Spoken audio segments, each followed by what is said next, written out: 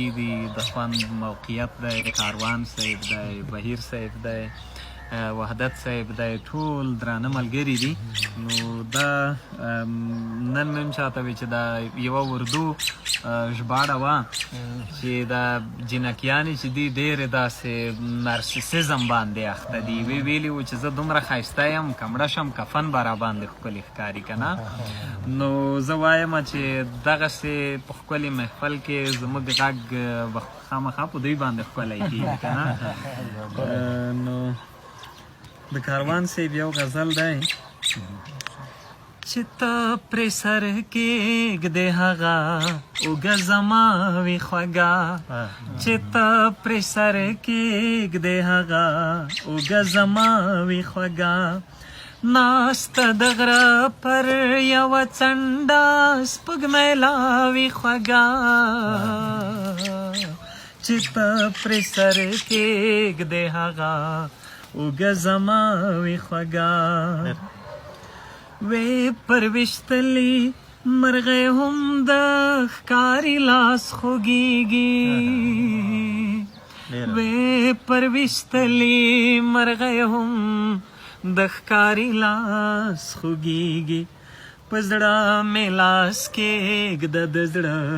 به مې درزا وي خوږه، په زړه مې لاس کېږده د زړه به مې درزا وي خوږه، ناسته د غره پر یوه څنډه سپوږمۍ لا وي خوږه، چې ته پرې سر کېږدې هغه اوږه زما وي خوږه.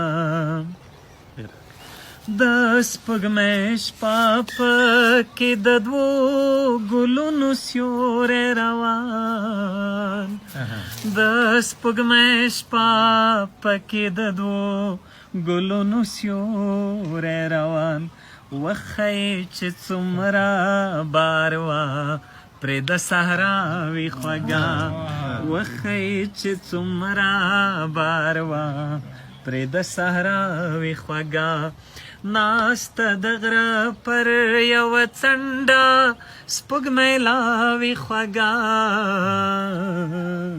چې ته پرې سر کېږدې هغه اوږه زما وي خوږه. څوک له چا مخ واړوي ګل یې په ازغوشي بدل، څوک له چا مخ واړوي ګل یې په ازغوشي بدل، د چا په مخ چاته څلور کونجه دنیا وي خوږه، د چا په مخ چاته څلور کونجه دنیا وي خوږه، ناسته د غره پر یوه څنډه سپوږمۍ لا وي خوږه، چې ته پرې سر کېږدې هغه اوږه زما وي خوږه. دا په دیوال کې ثانیه ګره رقاصه ده د ژوند، دا په دیوال کې ثانیه ګره رقاصه ده د ژوند، دا چې ګډیږي مدام دې ته به ګډه وي خوږه،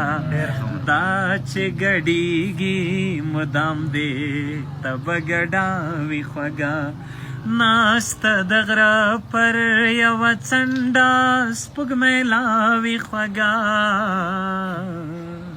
چې ته پرې سر کېږدې هغه اوږه زما وي خوږه. دا مینه مینه چې د زړه په